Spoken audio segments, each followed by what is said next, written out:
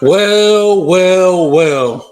College football fans, Clemson Tiger fans, welcome back to another live Clemson postgame reaction here on the Voice of College Football Clemson channel. I'm your host, Tiger Paul Craven. Got a couple dudes in the back waiting to come on. The panel that you guys have come to know and love, and Jordan Bowman and DeAndre. I will get to them shortly. If you guys are not subscribed to the channel, please do so. It'll really help us out. Also, if you want to support the channel in any way, links are in the description of this video, and you could also use the super chat feature as well throughout the entire show. We will get to your comments here momentarily, but before I do, and before we get into the game, I'm going to bring on my panel. Oh, looks like we lost DeAndre, but we got Jordan. Jordan, how you doing, man? I'm doing something. Wow. Wow is right. That's all I can say. I've been speechless for like the past 2 hours. I was tweeting like crazy. I know a couple of people in the chat follow me. But man, I have so many thoughts running through my brain, so many things that we have to talk about. But first of all, I just want to take it all in. Clemson is back on top of the ACC. They are ACC champions. Whether that yes, sir. Whether that matters in the national media and then the playoff race and all that. It doesn't really matter to me right now. It feels good to have that title back again. It definitely missed it, and just to win it the way you did, it makes it a little extra sweeter, because you have to feel good about this team going forward. Yeah, absolutely. And let's definitely not diminish the fact. Yes, is Clemson going to the college football playoffs? No. Was North Carolina going to the college football playoffs if they won this game? No. But that does not matter. The college football playoff is not the end-all, be-all. Would we like to be a part of it? Absolutely. But we're not going to sit here and diminish the fact that, hey, we won another ACC title. And that means something. It's the conference that we play in. Some people would discredit it or discount it as a lesser than conference, and that's just fine. But I'll take being the conference championship every year, any year. We've done it more often than not, and we weren't here last year. So it feels good to be back on top. It feels good for Clemson to take its rightful throne at the top and represent the ACC and be the class of the ACC. Everybody knows ACC stands for another Clemson championship, at least under the tutelage of Dabo Swinney. So we're extremely excited that we're able to hoist another trophy. Probably not how anyone saw this game going, both on the scoreboard with certain personnel changes that I'm sure we will get into. I don't think anybody saw this. I think if you asked what quarterback would throw multiple interceptions, would it be the North Carolina quarterback or the Clemson quarterback? I think we all know what everyone's answer would have been, including Clemson fans. But it didn't work out that way. Seemed like the turnovers disappeared for Clemson. Seemed like the drops for the most part disappeared for Clemson, although there were still a few out there. And you saw when Cade came into the game, it just looked different, man. There's no other way to say it than it just looked different. The offense flipped a gear, and it didn't look the same. You could watch the game and know that this was not the same team out on the field. At least in the way that they were playing, the way they were executing, the way that it felt watching them. Everything seemed to be easier for the offense, if you will. If you looked at those first two drives starting off the game, every play looked almost painful for Clemson, right? Every play looked like it was a struggle. And then Cade came in, and it kind of looked like a fluid offense again. Not that all the issues are gone, but it was nice to see them operate in kind of a more fluid way. Um, so I guess we'll start that as the jumping off point. Let's talk about DJ no longer being the quarterback at Clemson University and the switch that Dabo made on the third series of the game. What were your initial thoughts when it happened? And then after you saw the first couple drives, what were your thoughts? Well, it was kind of a feeling of relief, and not necessarily just because DJ was going to be, going out of the game, but it was kind of a confirmation. The coaching staff had said that, all week leading up to this game that, DJ was going to be on a short leash. And when I heard those reports, I was like, we've heard it before. Yeah, we've heard that before, and I don't know what that means entirely. And it didn't take long, so. I was feeling really terrible after those, after Clemson's first possession, and then North Carolina going right down the field and scoring a touchdown. And especially the second series going 3-and-out again, I was like, oh no, this is shaping up to be a blowout. So, seeing Cade, come in, I did my best to, lower my expectations. I thought, the offense would, run a little bit smoother. I felt pretty confident that it would click a little bit better. And Cade's mobility would be something they wouldn't be able to handle a little. But I did not see him being as just almost flawless. That first half was one of the most flawless halves that we've seen from a Clemson quarterback. Wow. He had like 2 incompletions, and one of those was a drop. Yeah. So, pretty flawless. Yeah. That was amazing. And it was just seeing how when Cade was just running the offense, it just felt like everybody was on the same page. The timing was better. Like it felt like when DJ was in the game, it didn't seem like, in any given play that every moving part was, in sync with each other. And it was when Kay got in, it seemed like he was able to just, I don't know what it was, but everyone just seemed to execute a lot better. And just the timing was, especially on like screens, man, that was the best our screen game has looked all season. Like just Kay seems to, he got the ball out quicker. I think his release, he gets the ball out to the receiver faster. It's not this elongated motion, and gives the second level defenders time to come up and make a play. It was just just everything about the offense just seemed to, it just seemed to click. So that was oh, we got DeAndre back in here. Hey, DeAndre, you there? No? He might be having internet issues. Yeah, he might be. All right, well, we'll bring him back in when he's ready. But yeah, I mean, you're right. The screen game looked like something that, I mean, I can't remember the last time the screen games looked that good.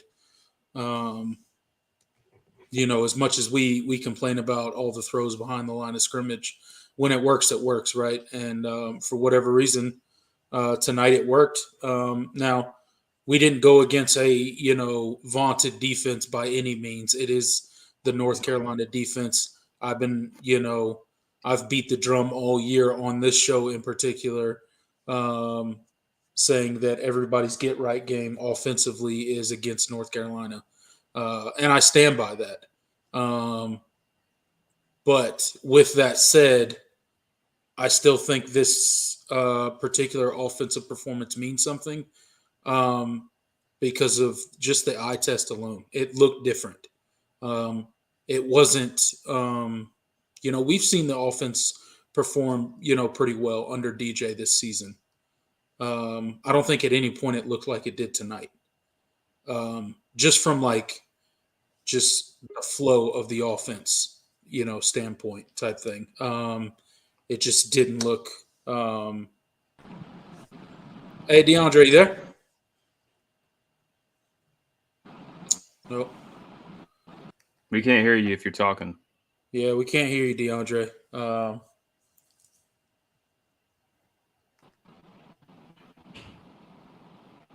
y'all can't hear me now? Can y'all hear me now? There we go. Yeah. All right, we can hear you.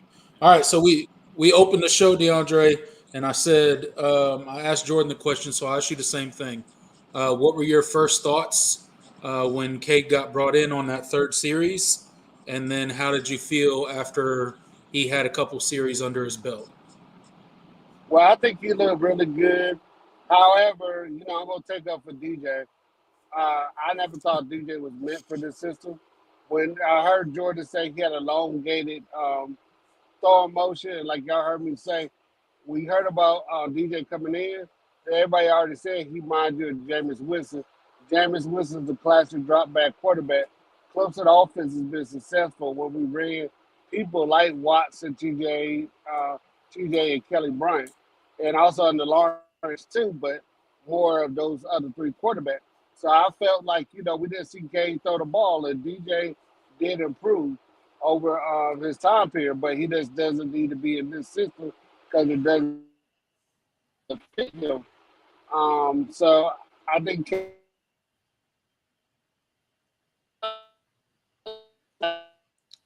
is he breaking up for me? No, it's.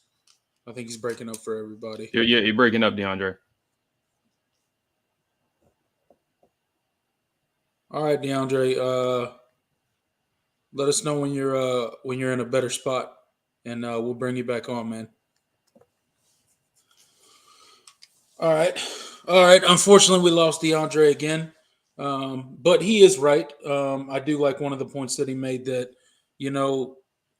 DJ just doesn't fit what we do on offense. And I think that's okay. DJ's career is not over. He will. I truly believe he will land on his feet. His career is over as a Clemson quarterback. But there's a lot of teams out there, and there will be teams lining up to get DJ. I promise you. As much trash has been talked about DJ this season, and other fan bases like to talk trash to make fun of Clemson fans and all that kind of stuff, and we get all that. It's all in good fun. That's a part of college football. That's part of the reason that we love it is the trash talk that's involved in it. But he'll land on his feet. I don't know exactly where he'll go. I know, some people think he'll go back to the West Coast, kind of where he's from, get closer to home. I think that would make sense. But I think DJ needs to make a business decision when he chooses where he wants to transfer to. I think he really needs to look at the offensive scheme that they run and figure out what's best for him, not necessarily just where the school's located. He really needs to study their offense and figure out what the best situation is for him, and base his transfer off of that. And that's what I would do for him, because I think that will give him the best opportunity to go to the NFL. And ultimately, I'm sure that's what he wants to do, and I think he's capable of doing it. For several reasons, it just didn't work out at Clemson. So I think I speak for all Clemson fans when we wish him the best. There's no ill will or hard feelings, at least for me, when it comes to DJ. He's one of the nicest dudes. At least he appears that way in interviews. You don't ever see him. All the times that he's been pulled out of games and benched, which have been a few times, you never see him sulk on the sideline. You never see him go over there and pout. He's always still engaged in the game plan. He's always, still talking to Cade and, trying to do what he can to help the team. And that speaks volumes to me. That speaks to what kind of person he is. Just because he didn't cut it on the field, that speaks more to his character as a person. And I think that's super important. Absolutely. And, you put things into perspective. I mean, I'll always be appreciative. I mean, DJ was what was he? He was 21-6 as a starter. Yeah, that's not a bad record as a starting quarterback. No, so not at all. And I echo everything you said. I think DJ's a phenomenal kid. He's he's been example for a guy that for a quarterback that is eventually going to be replaced and is losing his job. I think he's handled it as well as anyone possibly can, and I appreciate the hard work he put in this offseason because he did get a lot better, especially at the beginning of the year compared to what he was last year. And so I know he worked his butt off to get better, and but this is just sometimes this is how these things work out. It's not anything, obviously it's not anything personal, and No. I wish him the best wherever he goes. I mean, it's pretty much evident he'll probably transfer somewhere, and I'll be rooting for him. I'll be following him wherever he goes, and hope that he finds some success, because I think he does have some really good physical talent, and I think maybe under a different system, under a different coach, maybe it'll click for him. And we'll see what maybe he has a future at the next level, but it's not going to work here, and it's evident now. Well, it was really evident, a few weeks ago, but if there was any doubt, that's pretty much been squashed by tonight. So, I want to thank DJ Uiagalelei for his time at Clemson, and that's I'll be cheering him on for wherever he goes. Yeah, I mean, I hope he has an amazing career wherever he goes. I hope he makes it to the NFL and has an amazing career there. WB2DX says if he had 45 minutes with DJ, he could fix him. Look, there's an NFL scout out there right now who thinks the same exact thing that you do. Yeah. And people think I'm crazy when I say that DJ is going to be drafted. I mean, okay, but he will. I'm trying to tell you, the dude's maybe not this year. Not this year, but I mean, the dude's 6'4", 6'5", can probably throw the ball 70 yards flat-footed.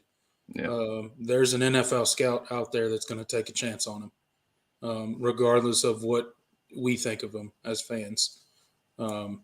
He's just too physically gifted. Those guys drool over people like that, and he's going to look amazing against air. So,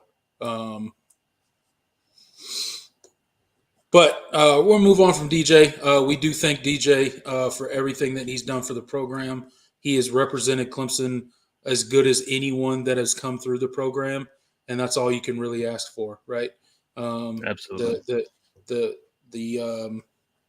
His time has come and gone, and we wish him the best of luck.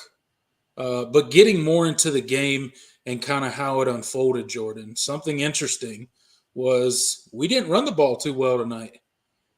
We were kind of we didn't really commit to it either. We didn't, which was really interesting. But go ahead. It was that's what I was going to get into. We really didn't commit to I think we ran the ball a total of 21 times for 68 yards.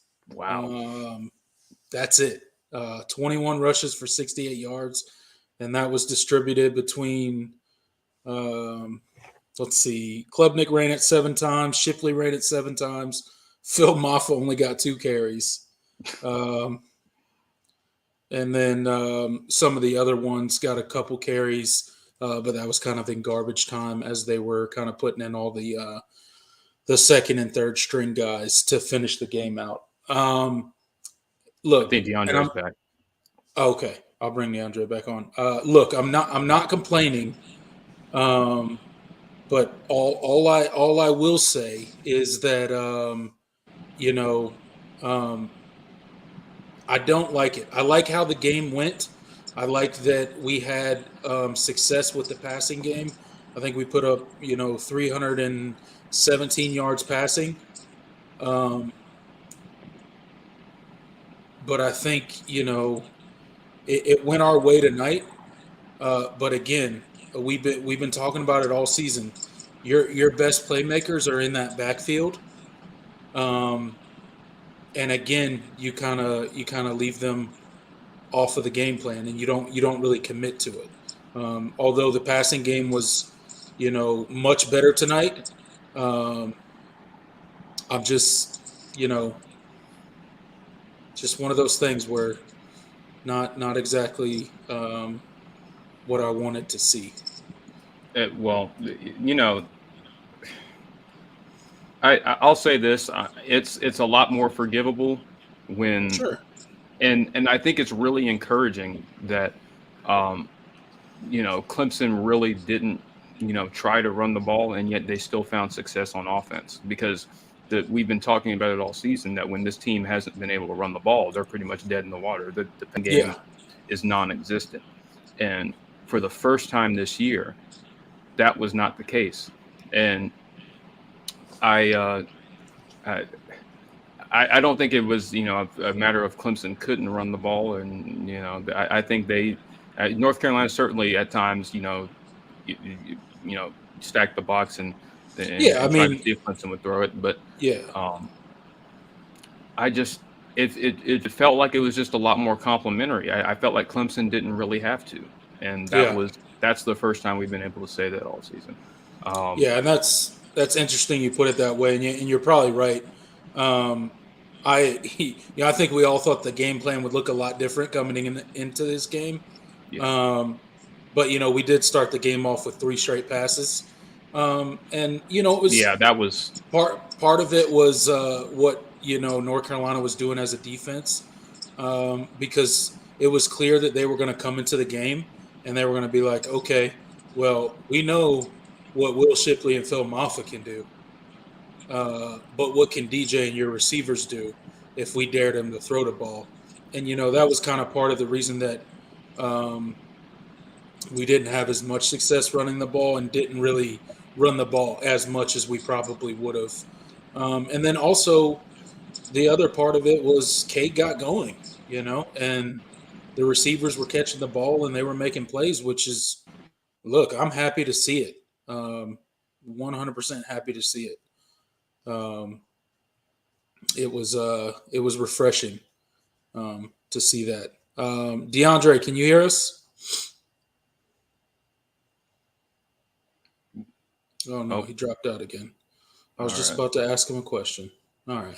Well, so the breakdown of the passes and runs was a little surprising to me, Jordan. I don't know about you, but it shocked me. I didn't expect for that. And then if you would have told me, when we were doing our preview show, that we would rush the ball for 68 yards, I'd have told you. I would have said, "Oh I would my have said God, we got blown out." Oh my God, we about to get blown out, bro.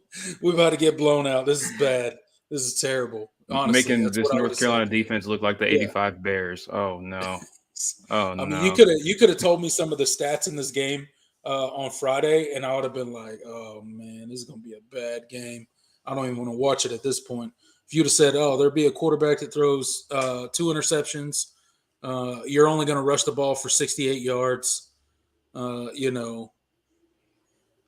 stuff like that, I would have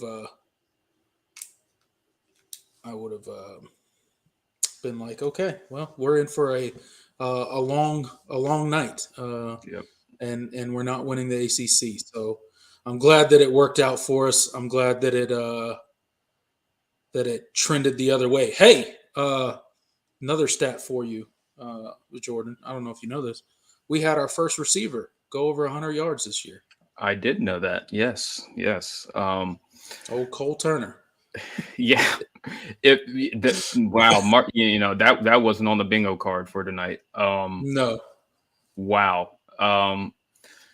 And I see some people. I've already seen some people in the talking about him.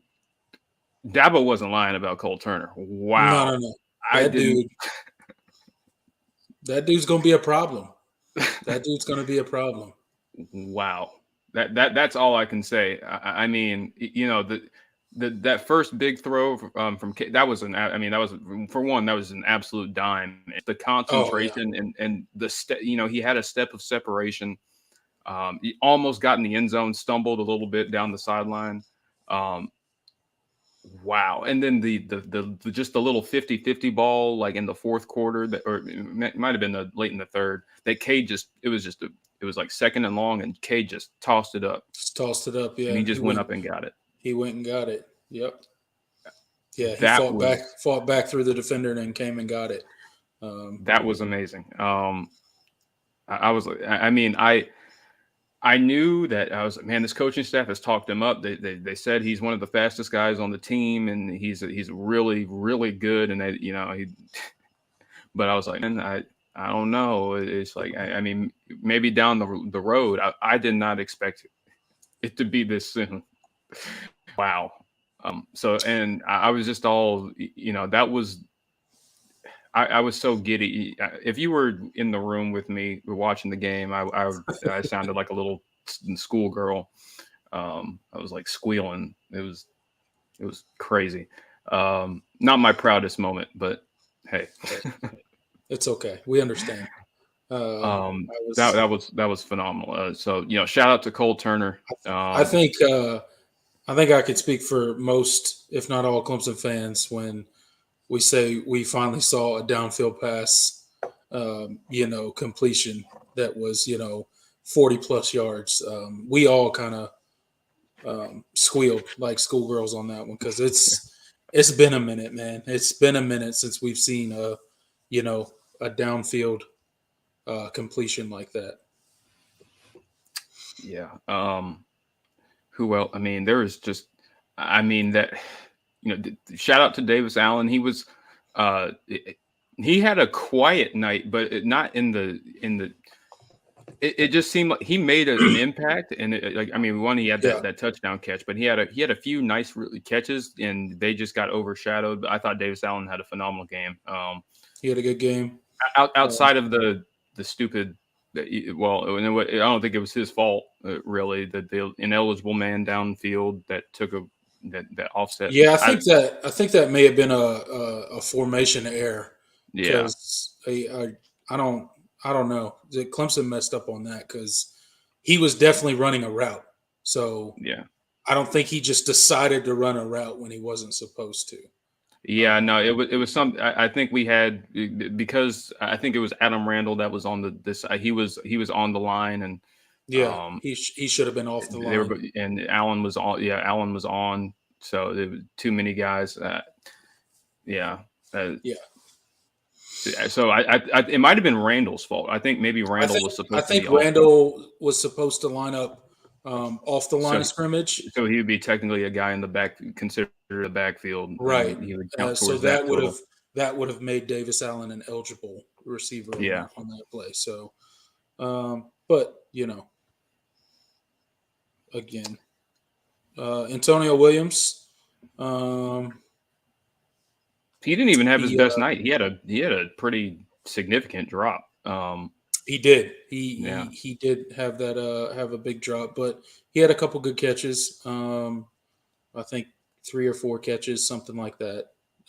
So still played pretty well. I thought Adam Randall. Adam Randall got some run. That was nice to see. He did, and he had that one long one that was just kind of, you know, just out of reach, or just kind of went through his hands or whatnot. But he always seems to be like that was on the pass. Are you talking about the one on the pass interference? I think Cade underthrew it. He probably should. He had a step on the defender, which is nice to see that Adam Randall is getting separation on guys. And I think Cade probably needed to throw it sooner. I'll have to go back and look at that play. I think they were running it was probably a post. But he had a step of separation on the guys, and Cade just had to pull the trigger fast. He should have pulled the trigger faster because he gave the safety time to give help to the corner. But hey, you got a PI out of it. Was that the one that was offset by a holding call? It might have been, but still. Yeah, it was. I think it was offset by a holding call on. I can't remember. Break. Might have been Brenning. I think it was Brenningstool. Brenningstool. Yeah, he basically tackled the dude. So I mean, it was a good call. It was a good call. Joseph Ngata, Joseph Ngata showed more burst, like, and just because he didn't have like some big like huge catches, but he was catching slants. Cade had one that was behind him, and he had enough focus to reached back and got it. It was a catchable ball, and he made the play. He made a pretty nice run on a screen. Like he was moving. Yeah, which kind of goes back. What got into him tonight? I mean, yeah, it felt like everybody. Brandon, we didn't even mention Brandon Spector. Yeah, that one over on the sideline where the corner tried to jump the route, and then Brandon Spector somehow, who ain't been able to catch a pass in it feels like 5 games, somehow had the concentration to look through the defender when he jumped the pass, still catch the ball, and then skirt up the sideline. Like, where's that been? It's just really amazing what happens when what these wide receivers did tonight when they got the ball on time, and more often than not they did. And I already mentioned the screen game. It just felt like the ball got out to those guys faster, and it gave them more time to go make a play after the catch, and just all those things. It just felt like everything was just on time, and even like. Even if there was a missed throw, like not a missed throw, but even if Cade was a little inaccurate on a throw, it just everything else was executed so well that it didn't matter.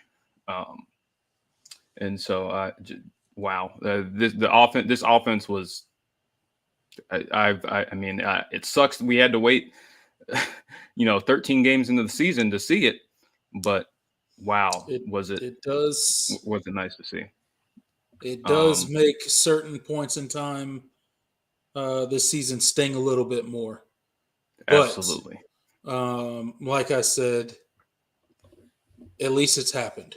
And now it's just, you kind of just have to move forward.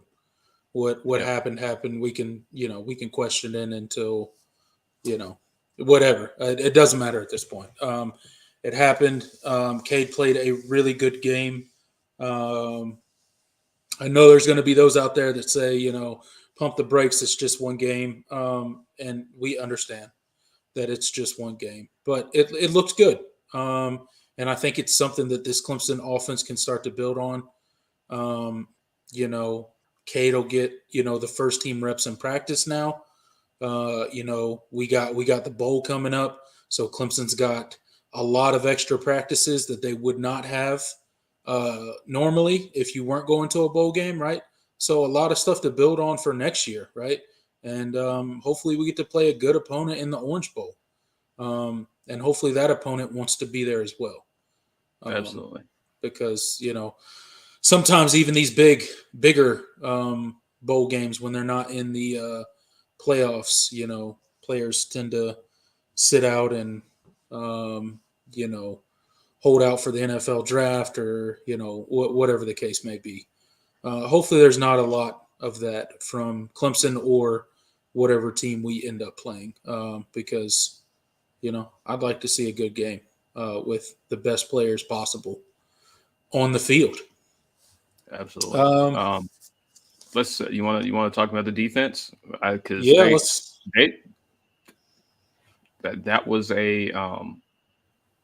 a really good performance, and I know a lot of people are going to say like, "Well, did you watch the game? They gave up so many plays." And they're going to look at the yardage. They're going to look at the yardage, and they're going to be like, "What's wrong with Clemson's defense? They didn't play that well. North Carolina gained just as many yards as Clemson or whatever." If you watch the game, our defense played really well tonight. We got pressure on Drake May. We made him uncomfortable. We beat that dude up.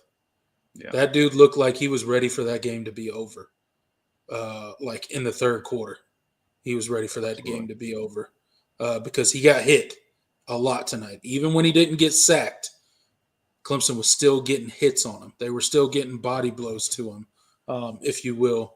And yes, North Carolina was able to move the ball. But, I mean, did you see our red zone defense tonight? Absolutely, yeah. I mean, absolutely lights out. Did you see Wiggins tonight? I didn't. We could dedicate a whole show to how good Nate Wiggins played tonight. Bro, Nate Wiggins is that dude, man. Nate Wiggins is him. Yeah, like he's him. Yeah. Wow. I mean, just his development and just his steady improvement this year has been phenomenal. I mean, we knew the raw talent, and the coaching staff talked all the time about how good he was. And after the Wake Forest game, it was like, there were so many questions, and he took that challenge head on. He knew that after that Wake Forest game, he was going to get picked on. He was going to get targeted for the rest of the year. He's been. That was one of the best games from a Clemson corner I've seen in a while. Just his coverage, and especially in one-on-one situations in the red zone. He blocked a kick. We didn't even talk about special team. We haven't even talked about it, but he blocked a field goal right after forcing a pass breakup on third down in the end zone. That pass breakup was like, that was elite. I mean, perfectly timed, just like ripped it right from his hand. Amazing pass breakup, because it was a touchdown. The dude had already caught the ball, basically. Yep. And he just knocked it out. Just ripped it out. Yeah, he just ripped it out of his hands. He made a play, and and obviously the pick six was the highlight of it all. Man, just they scared me a little bit when he dropped the ball and they were reviewing it, but I was like, man, it was like shades of Ray McLeod back in the day against Troy. Not again. Not again. I was like, oh, come on. He deserves that play. Don't take this from him. Come on. He's over there dying on the sideline. He can't breathe. Yeah, I know. Oxygen. He's freaking puking. Like he left it all out on the field on that play. Yeah. Man, Nate Wiggins was phenomenal. It was nice to see him. I thought the secondary really held up well, especially, they didn't have RJ Mickens in the first half. Right. And, I thought that was a big deal. You saw Wade Woodaz playing safety at times. That dude in that game. That dude is going to be good, man. Like, he's going to be good. I know we haven't seen a lot of him this season, but the stuff I've seen from him, I think he's going to be a good one. He's very versatile, man. Like he can play all over the place. He's going to be a good one. Jeremiah Trotter, I mean, when does he not play good? But you have to mention him again because he's just the dude's all over the place all the time. He made Drake May very uncomfortable tonight. A lot of the times, Drake May would be like this close from slipping the pocket. And Jeremiah Trotter would be right there to, trip him up and kind of limit his ability to get outside the pocket and get those yards that he's used to getting when it breaks down. I think Drake May tonight maybe underestimated the speed of Clemson's defense, especially those linebackers and their ability to, kind of close the gap on him when he did decide to run the ball. Because he got caught several times tonight by Trotter, by Simpson, by Trenton Simpson, by a couple of them. So, no, we are not losing Jeremiah Trotter. He is a sophomore. Yeah, he's a true sophomore. Clemson will have him for another year. He has to come back. Even if he wanted to leave, he can't leave. Well, I mean, he could transfer, I guess, but let's not put that in the atmosphere. No, but it truly is a blessing for this defense next season to have those two guys, Trotter and Carter, back.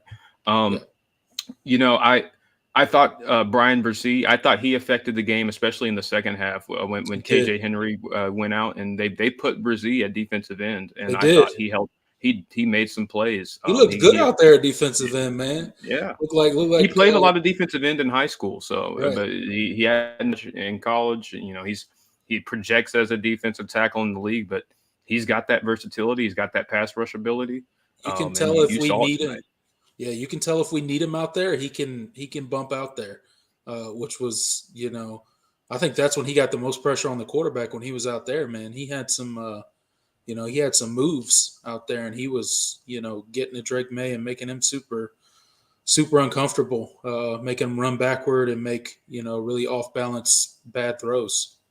Good to see Brzee out there. He's had you know, I hate it for the guy, but he's had a rough year. You know, everybody knows all the stuff with his sister and stuff like that, but you know, he's had a rough year for, you know, just outside of that. I mean, even taking that away. Kidney infection. Yeah, kidney infection. He was already coming back from, you know, a tear last season. Yeah, and then he, you know, he got sick again after the kidney infection with, you know, something else that kind of kept him out another game. So he's just, you know, he's had a rough season. It was nice to see him get back in there, get some good plays. In the ACC championship game. I'd love to see him back next year. I don't know if we will, but, you know, I'm sure Clemson would love to have him back. Absolutely. We'll see what his decision is, but yeah. Who else? Oh, man, Jaden Lucas. Can we talk about that Jaden Lucas interception? Yes, we can. That was insane. He looked like a receiver. That was nuts on that play. Yeah, he looked like the receiver. Yeah. And you know, this coaching staff has raved about Jaden Lucas and like his talent, his ability. I mean, he's from South Carolina. He's from Malden, so he's not.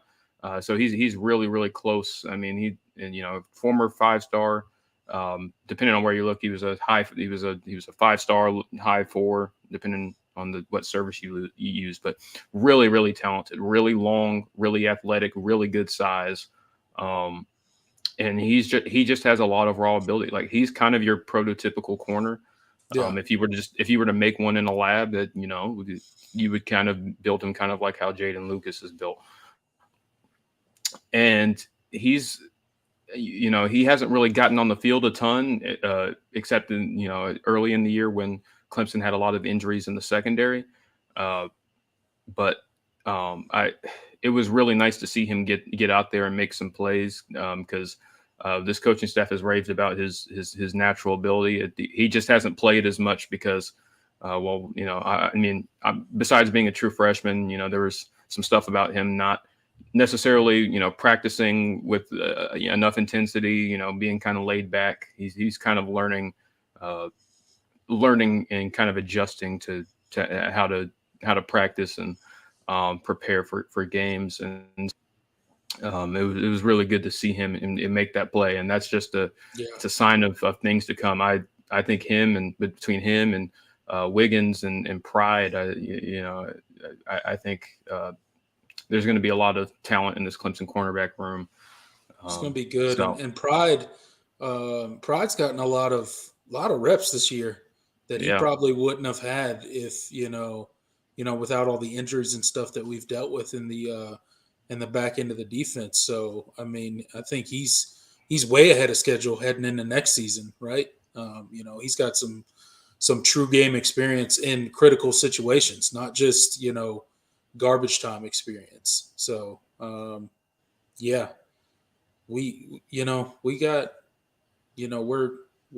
trending in the right direction, I think, as far as the back end of our defense. Absolutely. We're getting better. We've had some low points, but, you know, sometimes that's what you got to do. When you don't have, you know, the depth you need and people go down, you got to grow up those young dudes quicker than you wanted to. Yep. I got to highlight this funny comment. This made me laugh. Why does all the third string receivers look like Hunter Renfrow clones? Well, because they're all Dabo and Herb Street boys. No, just kidding. I mean, we didn't talk about that Drew Sweeney. Man, the amount of petty that that Dabo showed on that Drew Sweeney fake PAT, fake field goal for the 2-point conversion with Drew Sweeney. I didn't even see that coming. I was like, "What are we doing?" I was like, "Oh!" And it was like, "Wait, it what?" was beautifully executed too. It was wide open. I was like, nobody saw it coming. I was like, "Oh, okay, that was just he's being an asshole now." Wow. He heard all the stuff everybody was saying. Wow, that was not expecting that. That's so unnecessary, but they do look like Hunter. They do look like Hunter Renfrow clones. But they don't play like Hunter Renfrow, unfortunately. So. Yeah, John Sarian mentioned Hamp Green. Yeah, we had a Hamp Green sighting. That was man. You know you're beating somebody when you get a Hamp Green and a Ty Herbstreit sighting. That was Ty Herbstreit caught a pass. He got a catch. Yeah. Shout out Ty Herbstreit. Oh man. Finally got a catch. How about that? How about Maffa having 100% completion rating? Oh, we didn't even talk about that, man. There's just so many plays. There's a lot of plays out there, man. Phil Maffa throwing that little throwback to Cade Klubnik for 19 yards. He was 1 for 1 for 19 yards. I got to see his QBR. Yards. He was this close to having a touchdown. Yeah, I know. He'd have been the best quarterback on planet. Yeah. 1 for 1. 1 for 1 and a touchdown pass. Best quarterback. Yeah, I was like, what is going on? I saw that and I was like, okay, well, we're just doing all sorts of stuff now. Yeah, we're in our bag tonight. I was like, wow. But it kind of shows though what our offense could be when it's in rhythm. And it's being executed well. As much as we have been critical, I know me and you both have been critical of the play calling this season, and some of the calls some of the more head scratching things that Streeter does.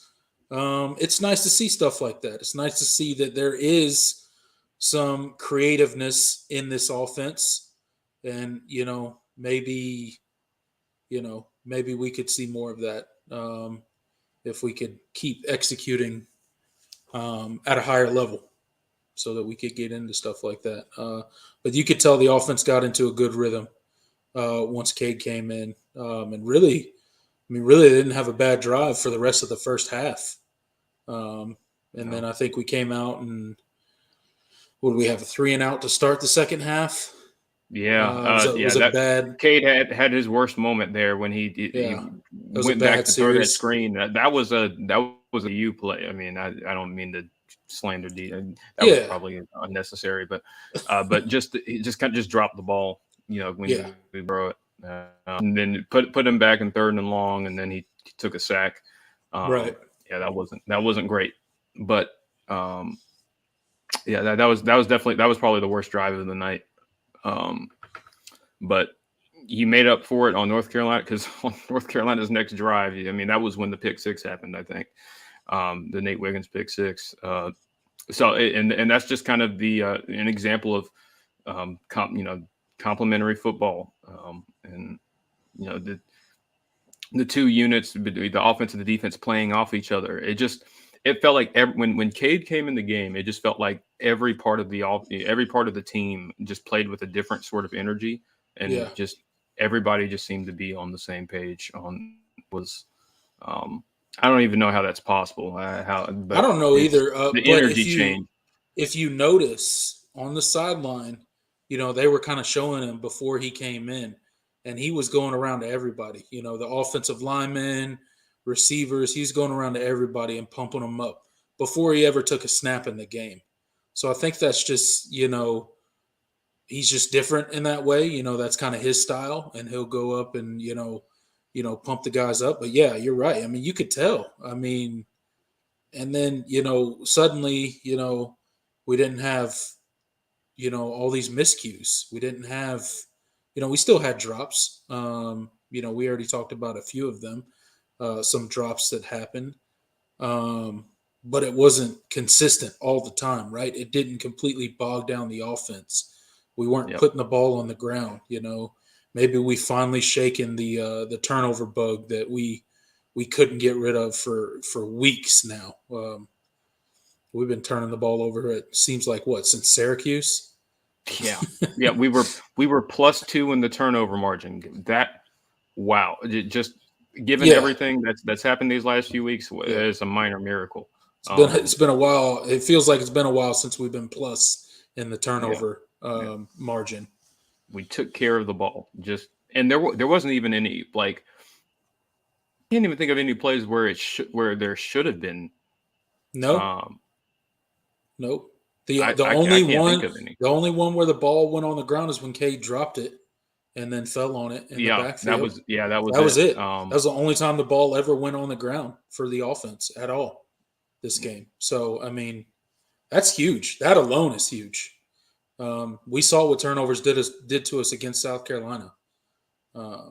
It was not good. Turnovers in key moments killed us, along with a lot of other stuff. But we've already talked about that. But the turnovers got much, much better this game. We took care of the ball, and then guys just seemed to start making plays tonight. Our receivers seemed to, play with a little more pop, with a little more effort in some cases, I think. Because we've talked about that this season as well, as, sometimes it looks like there's, a little bit of lack of effort, a lack of, a big-time lack of separation when it comes to Clemson receivers. And it looked like there was I don't know, to me it just looked like there was more effort tonight when Cade came into the game. Dudes just seemed to respond to it.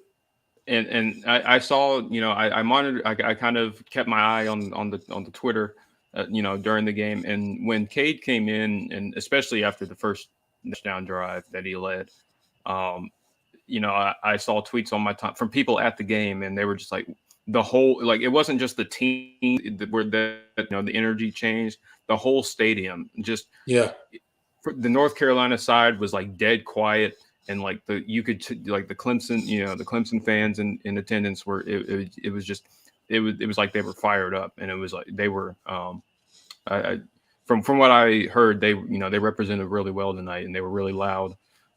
Good. That was cool to see, because it was kind of a nice split from what I read. So Clemson didn't take over Charlotte, but North Carolina fans, especially being in Charlotte, there's tons of them.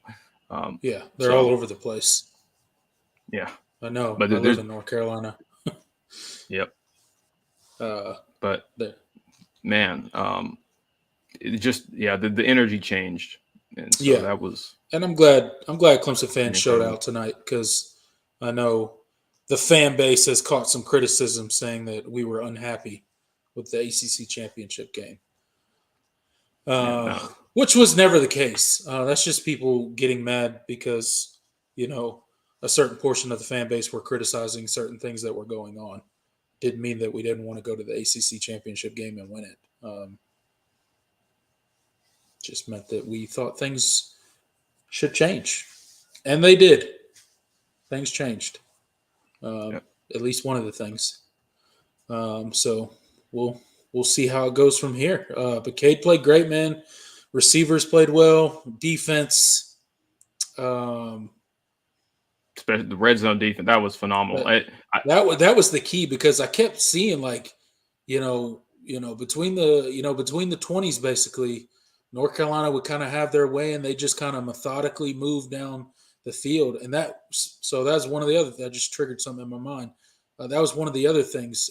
We didn't allow a lot of big plays, right, for North Carolina tonight. We made them kind of methodically move down the field, 10 and 12 play drives, getting into the red zone. And then once they got in the red zone, our defense was not having any of it. There was no way they were getting inside that end zone. Pitched a shutout in the second half, and I don't care how many yards North Carolina put up in the second half. If you pitch a shutout, you played a good defensive half. I mean, that just is what it is. The name of the game is points, and if you don't allow them to get any points, then they can't beat you, because you were already winning at halftime. Here's a crazy stat. Clemson in the second half. I'm sorry. Actually, no. After Cade came into the game, Clemson's defense outscored UNC's offense in the red zone 8-3. That's pretty wild. That's insane. Yeah, if you guys listen, I know some of you guys in here probably listen to Josh Pate. He has this his show Late Kick. He has this thing called Padlock Stats, where it's like, if I knew nothing about the game except this one stat, I would be able to tell you who won the game. Yeah, that one is probably what I would Padlock stat. Wow, that's pretty crazy. Yeah, that's wild. DP says it's because the defense had more faith in Cade and upped their game. Yeah, I mean, I'm sure offensive success absolutely affected the defense. When you see your offense going out there and they're driving the ball down the field and they're putting up points, yeah, I mean, you got a little bit more energy running onto the field after your offense just scored a touchdown, rather than them turning the ball over. So yeah, I mean, there's truth to that. There's truth to offensive success definitely breeds probably more energy and a better performance on the defensive side of the ball. I also saw a stat someone put it in the chat. I think it was WB2 DX. He can correct me if I'm wrong. Nate Wiggins' pick six was the longest interception return in ACC history. Really? Yeah, 98 yards. Interesting. That's pretty cool. That's pretty. That is pretty cool. Yeah, if that's true. That's definitely. Clemson is not making the college football playoff. Stop dreaming. We didn't say they were. But how you doing, Cole I think Johnson? There's something. I think he's talking to somebody else in the chat. Oh, in the chat. Sorry. I didn't mean to call you out. Yeah. We don't think that either. We agree with you, Colt. We don't think that's happening. I don't even think anyone. Anyone that has a say in anything would even mention Clemson's name when it came to the playoffs. We had our chances. Clemson could have been in the playoffs. Especially with how the conference championship exactly played everybody that Clemson could have possibly needed to lose in order to get into the playoffs lost. So it's only Clemson's fault that they're not in the playoffs right now. No committee left them out. They weren't disrespected. Any of the other excuses that one could come up with, it's Clemson's fault. Clemson is the reason that Clemson's not in the playoffs. And we don't deserve to be in the playoffs because we lost the game, our last game of the season, and had no business losing it. So we were punished for losing that game, and we should have been. So, But hey, we get to go to the Orange Bowl, and that's a major bowl game. It's a New Year's Six game. We won our conference championship. We hoisted another trophy this season. So, would all of us like to be in the playoffs? Absolutely. But it wasn't in the cards this season. We didn't get the job done, but I think it's still a really, really, really, really, really good season.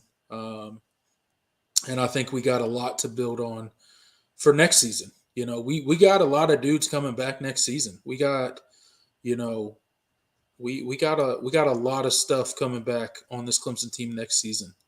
Especially on offense. Especially on offense, yeah. I mean, the only person I expect to lose, I think Jordan McFadden is gone, but we return all four starters, all the other four starters on the offensive line. You get Shipley and hopefully Maffa and Pace back.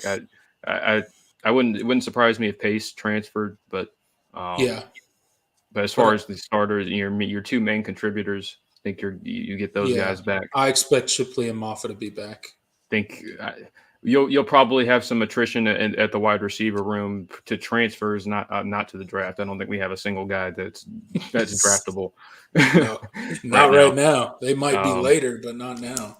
Interested to see guys like Ngata and AJ Williams do, as they're the most tenured in the room. I suspect EJ is probably gone because he didn't even play tonight. I don't even know if I saw him out there for a snap. I don't think he even got on the field when Dabo was kind of emptying the benches. So that may already be in the works. Yeah. You know, who knows? He may have already had a conversation with the coaches, or, you know, I don't know. I'm sure he was there tonight. Was he there? Yeah, I think so. I mean, I'd have to go back and look, but I've never noticed him. Who else? But pretty much all the key contributors you saw, especially in the when you get back, you probably lose Davis Allen. Probably. I think he's, which sucks. I like, he's going to go down as one of the most underappreciated and underused tight ends in Clemson history. He's if Clemson's offense was in better shape when he was, playing, I think he would have had a career similar to guys like Davis Allen and Jordan Leggett. But hey, you still have Jake Brenningstool coming back, and I think that he's going to be he'll be a very key contributor for you next season. He showed a lot of promise. He looks good. It'd be nice if we had Allen for another season, but I think he'll go do good things in the NFL. I think he'll go do good things. Yeah. But yeah, hate to lose Davis Allen. I think he's put together a nice enough year. I've already seen him get some love from some scouts on Twitter. He'll get a chance. They're looking at him. He'll get an opportunity. Don't know how high he goes. He'll probably be a later round pick, but I think he's got probably like 4th, 5th round, somewhere in there. Yeah, but I think I truly think he's going to be one of those guys that sticks. I think so too. Because he can block. Yeah, he can block. He can block really well. And I mean, look, we all know what he could do in the passing game. We've been yelling about it all season, about them giving him the ball more in the passing game. So he's really that tight end that, can be an every down tight end, and that's not everybody in the NFL. If you're kind of that every down tight end that can get your nose bloody and go block, and then slip out for passes as well and be as good as he is in the passing game. I think you're right. I think he's definitely one of the ones that probably won't be drafted super high, but he'll stick. He'll have a good long career as long as he can stay healthy. Yep. And we're gonna look back. We're gonna look back like 10 years from now. Dang, we had that guy. So we didn't use him. Yeah, man, this dude's awesome. Yeah. And but yeah, Davis Allen. He's definitely one of my favorite players on the team, and he's the epitome of consistency. Just as far as his work ethic and he's so versatile in what he does. But this offense isn't the same without him. So no. Hopefully Brenningstool can keep developing. He's gonna have to develop as a blocker. He's definitely not as big as Davis Allen. When it just comes to just body type, Davis Allen's he's just a bigger dude than Brenningstool. Brenningstool is more of a longer type guy, more of that receiving threat, not so much of that. I don't know how much he likes blocking, but hey, he's got to figure it out. If you want to play tight end, you got to figure it out. So I think he'll be all right. He'll be all right. Is Sage Enos a blocker like Allen? Kind of more, he's more of a blocker guy too. I think you get him back. I'm pretty sure. I mean, I don't think I'm pretty sure he is eligible. No, he was Genesis was 21 or something like that. It'll be nice to have him. Really likes him a lot. You've got some talented freshmen coming in. I'm blanking. Honestly, I feel really there's some really nice. There's going to be some really nice guys in that room next year with a lot of potential. So Can't wait to see what it looks like, man. Can't wait to see what it looks like. Got to replace, our guy on the offensive line, Jordan McFadden. That's gonna be a huge hole for them to fill. You got to think you got to think it's Tristan Lee's job to lose, right? Unless you want to move Marcus Tate to left tackle, and well, I mean, when Jordan McFadden went out tonight, that's who they put in. So yeah. So he had a really bad unnecessary roughness call when he did. Came up and pushed that guy in the back. As soon as he got in the game, too. I think that was his first series. Yeah, in the game. I'm like, what are you doing, man? I was like, good Dabo Lord, Swinney's gonna want to rip your freaking helmet off, man. What are you doing? At least he has some nasty in him, I guess. Yeah, at least he's being aggressive. Yeah, he's got that dog in him. He's got that nasty in him. So I'll get over it. I can live with that. Just because it didn't cost us anything, so that's why I can live with it.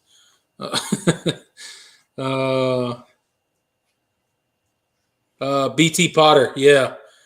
He said we're overlooking Master Money. I thought about him, and I meant to mention him, and then we got BT Potter is going to be kicking on Sundays next year. Absolutely. Unfortunately for Clemson, he'll be kicking on Sundays instead of Saturdays.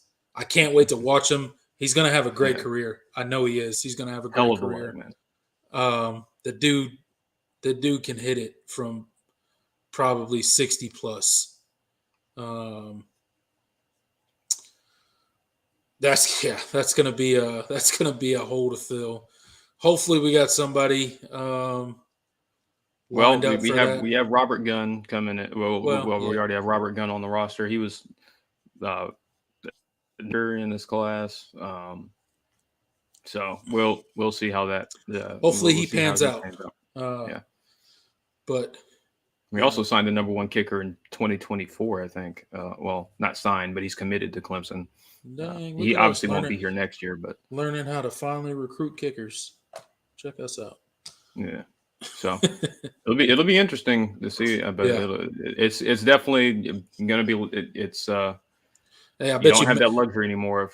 And thankfully, you didn't even really have to call his name much tonight. On him tonight, outside of the, at the end of the half, that bomb. And I mean, 4-yarder. We didn't need that field goal. I mean, it was nice to have it, and it's nice to have that dude where you can just casually trot this dude out on the field for a 52-yarder and be like, yeah, he's gonna make it. He's got plenty of leg for that. I bet you Mac Brown wishes he didn't call that timeout, because he missed the first one. Yeah, you did. You iced yourself. You played yourself, Mac. Yeah. You played yourself. Hopefully. I think he's and BT Potter. He's the all-time leading scorer. Well, as a kicker, which is insane. Travis Etienne is Clemson's all-time leading scorer, just in points. That's really rare to have a skill position guy lead your team in points. It's usually running your kicker. Back. Yeah, it's almost always kickers, right? That are your career leaders in points. But I think he did pass Chandler Catanzaro, so that's cool. So he's the all-time kicking leader as far as points. I think Etienne still holds the record overall. John says, I think he knew the whistle blew. He was just staying warm with that first kick. Yeah, you're probably right. Yeah. It looked like he kind of half kicked it anyway, which is crazy because it was still long enough. It just went wide right.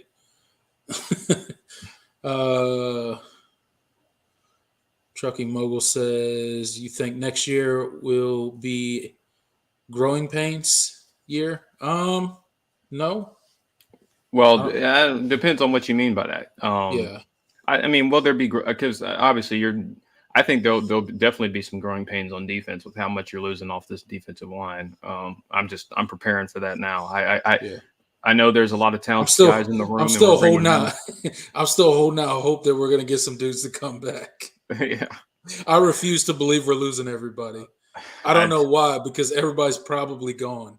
I'm mentally preparing myself to 6 guys, so that way we don't. I'm setting myself up for disappointment because I'm not mentally preparing myself like you are. I'm setting myself. I think you'll probably get 1 or 2 guys, 2 of the 6 I'm thinking of back, but I'm not even. But I'm mentally preparing myself so that way I'll be pleasantly surprised. If they do come, if a couple of them do come back, but. Yeah, I definitely think there'll be there'll definitely be growing pains in certain areas for sure. For sure. I think they'll probably be growing pains in the kicking game. We already mentioned. We have a really good kicker, as far as his ranking and Robert Gunn, he's got a hell of a leg too. I assume that's who's gonna be the starter next year. But we remember back early BT Potter days. Yeah. BT Potter was terrible. He was terrible when he first started at Clemson. Yeah. He was so inconsistent. He always had the strong leg. You just didn't know where it was going. Yeah, it's just roll the dice on where that thing's going to end up. It's going to go far, but where it ends up, nobody knows. As much as we, praise BT Potter and all, he didn't start off as this version of BT Potter. He developed into this dude that we can pretty much say is automatic, which is the point. That's what's supposed to happen. Football's a developmental game. We all know that. Everybody's supposed to get better from year to year, right? Or at least you hope you are. Hopefully, the next guy will be the same. Probably be some growing pains there. I think our secondary will be better next year. I agree. I think our secondary will be better next year, especially at corner. I think we'll be fine as far as our linebackers go, because we got Jeremiah Trotter back, and we got Barrett Carter back. So I think we'll be okay. Wade Woodaz, my boy Wade Woodaz. All over the field, man. Every time he gets in the game, I notice him, man, because he's making plays. So I think that dude's going to be special. Obviously we got some major turnover when it comes to the defensive line. So we'll see. Offensive line, we're losing 1 guy. Hopefully we can shore that up. Hopefully, we can keep the ball rolling there. I think we've improved a lot on the offensive line. Absolutely. In the past few years. So hopefully we continue to trend in the right direction. And then as you were talking about possibly losing some receivers in the transfer portal, maybe we go to the transfer portal to fill some of those dudes too. If we get last second dudes that leave and, there's some guys out there, maybe we go to the transfer portal for some of those guys. Yeah, I still and I still stand by that. I would like to see Clemson go and check. I think we need to. I think if receivers leave in the transfer portal, you just go replace them in the transfer portal, right? You want to leave? All right, we'll replace you with this guy. That's my thoughts. Who would be surprised if Salato and EJ move on? I don't think anyone would. No one. Honestly, I think they will. Yeah. I don't think either of those guys are on this roster next year. You never know how long dudes are going to stick around. A lot of people like to see where they're at come spring practice and then transfer. So you never know. You always get the initial push of transfer portal guys and then the spring practice transfer portal guys, right? So it's like a twofold exodus when it comes to the transfer portal. But we'll see how it goes. How about Lucas getting an INT in the end zone? Yeah, we talked about that. Yeah, that was a hell of a play. Crazy. I'm really excited about him. Yeah, he's very. Yeah, he's very. He almost tricked us into believing he was a receiver for a minute. Yeah, Yeah, it was really good play. On top of Dakari, Dakari already left.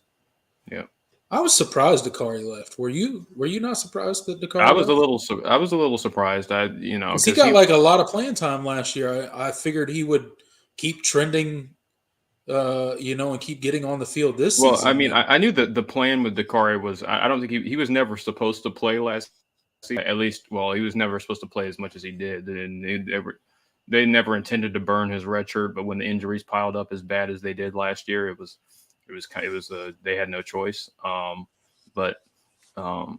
So it didn't surprise me that he didn't get a ton of run this year, but I thought he would be more patient than that. But I don't know. I've heard different things about maybe it's not as much him, and then it's his parents or want him to get more playing time. I don't know, but I don't want to speculate. But whatever the case is, I was really I think he's very I think he's a very talented receiver, and he flashed a lot last year. Seeing how our receiving core went this year, I think he made a mistake, dude. He could have made a mark. Maybe, yeah, but it is what it is. I really liked him coming out of high school. Georgia kid, Georgia kids tend to work out for this program, as we all know. And, always, man. So I'm always especially at the quarterback position. Oh yeah. Well, I mean, all three of our national championship winning quarterbacks are from Georgia. So hey, there's something about them Georgia quarterbacks for Clemson. Yeah. Georgia don't know how to use them, but we do. Just kidding. Damn right.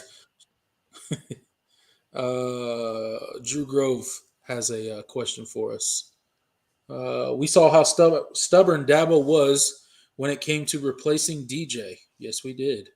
What makes you think he will utilize the transfer portal when he has all of those Renfro clones ready to go? Well, because I don't know. I think he's capable of evolving. I think, look, Dabo Swinney has built a very successful program, and he is a very stubborn person. We can all see that. And that's both a good and a bad thing, depending on what situation you're in, right? But I don't think he will be so stubborn that he just ignores that college football has moved on in a different direction and the transfer portal is a real thing. And I don't see him being so stubborn in the fact that he doesn't necessarily like the transfer portal, that if Clemson truly has a need that we need to fill, that he's going to just not go to the transfer portal based on principle, right? I don't think he's that stubborn. He's very stubborn, but I think if Clemson truly had a need and, because he did go to the portal this offseason. They did go after a couple centers, and they just didn't choose Clemson. So, but I think he's always going to be selective when he uses the transfer portal. So I don't think he's going to be, Lincoln Riley, who's out here just, picking players from all over the country from the transfer portal. I don't think Dabo will ever be doing stuff like that. But I think if Clemson has key positions or key holes in the roster that need to be filled and there's guys out there, I think he'll do it. I don't know. You can. Yeah, I tend to agree. And I think there's a lot more, especially at a position like wide receiver. There's a lot more options. I think you kind of had to be I think Dabo kind of had to be selective with the offensive line situation last year because there's only so many guys that are really capable of playing. You're just coming in right away and being an instant contributor at offensive line. It's a very good position. There was only a couple of guys that really could have come in and been key, like a starter, and because there's not many guys that are going to just want to come and sit, ride the bench for depth reasons. That's usually not why they're in the portal. So, but wide receiver, I think there's a lot more instant impact guys. There are guys that have entered the portal in the last week or so that I think Clemson would have a really nice shot at getting if they showed interest. and could make it could contribute right away. So I don't know, but we'll see.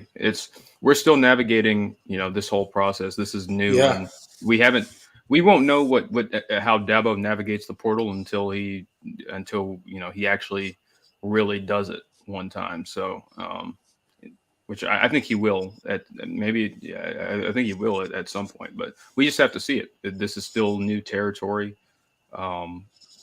And so it's going to be a matter of wait and see. Yeah. So. But yeah, I think he'll do it. I do see portal in Clemson's future because it's in college football's future, right? So or our present. Yeah. So it's you're going to have to. There's not really a choice. Especially if you're going to have guys just leave your program.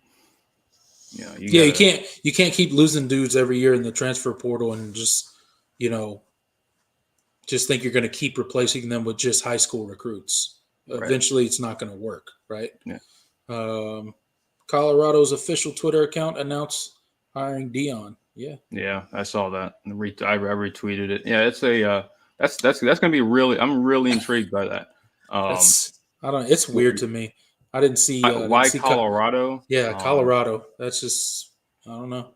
Interesting. It's an interesting destination. It's that campus is beautiful. Boulder is a beautiful place. And they've had obviously they've had success in the past, but the state of that athletic program and athletic department is kind of it's kind of crazy. But I'm gonna be watching that. Everybody's going to be watching that closely. But I'm really interested to see what he does because I think Deion can recruit pretty much anywhere. I don't know if he's going to be pulling top 5 classes at Colorado, but I think he's going to. I think he'll be able to land some intriguing names, especially in the transfer portal. There's already rumors that Shedeur Sanders is going to be joining him, and maybe some other guys from Jackson State. Yeah, of course. Yeah. Jackson State's going to be in freaking shambles once Deion leaves, dude. He's about to take every good recruit he brought there with him. Yeah, Travis Hunter. Yeah, Travis Hunter. Travis Hunter's going. He ain't staying there.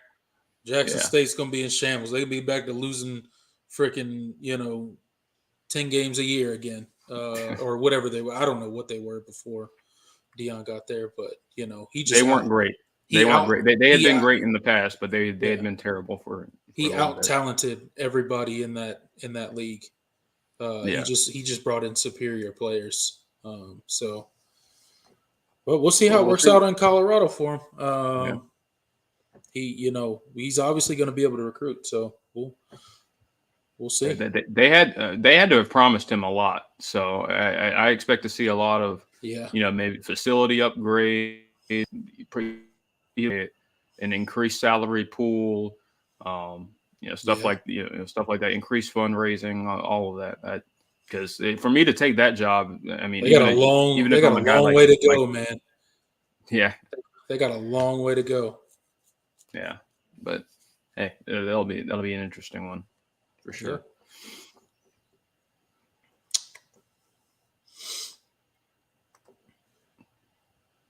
Most of our successful recruits been from Georgia and Florida, right? Yeah. Pretty much Georgia, Florida. Just really within our recruiting footprint, we've had really good players from Tennessee. Obviously, we've had really good in-state guys. North Carolina. Georgia and Florida. When Clemson is recruiting those areas well, it seems to be when they're at their best. Maybe we should avoid the West Coast. Yeah. California boys are soft. Y'all crazy. Y'all are crazy. L. Scott says he's earned the right to be stubborn. Talking about Dabo. Yes, he has. Yes, he has. He's earned he's earned the right, but at a certain point you have to. Yeah. You have to. We can still question things, but he has absolutely earned the right to be as stubborn as he wants to be and run the program how he wants to run it because that's what he gets paid to do. That's right, John. Taj Boyd is from Virginia. Yeah. So yeah, we've had some really good players. I mean, Brian Brzee is from Maryland. No, Tyler Davis was from Florida. Miles Murphy, Georgia kid. Xavier Thomas, South Carolina kid. I mean, I know he played at IMG, but he was from South Carolina. Trenton Simpson, North Carolina. Yeah, we got a lot of good ones from North Carolina too. Shipley is from North Carolina. He's from my hometown. Your hometown? Yeah, well, neighboring town. My high school played his high school every year. Weddington. I'm friends with his trainer, so it was cool. I got to watch him a lot in high school. So it was really cool. That's cool. So yeah, Shipley obviously really good. Phil Moffa from Georgia, I think. Yeah. I know Kobe Pace is from Georgia. Phil Moffa's from Georgia, right? I believe so. I think so. He's from Georgia. Pretty sure he's from Georgia. Hey, good night, DP. Thanks for joining us, man. Appreciate you stopping by. That's right, yeah. Loganville. It's Daboville after all. Yes, it is. The house that Dabo built. Literally. Most of these athletic facilities didn't exist before Dabo came here. So I completely forgot about Jordan McFadden. Jordan McFadden's he's from Spartanburg. Yeah, is he? Yeah. Dang, I forgot about that. Little 3-star offensive tackle. Little 3-star. Yeah. Look at him now. Yeah. Which is why I think we should emphasize, in-state recruiting more, because it just seems like guys that we get out of there, when it just in-state guys tend to work out when, yeah.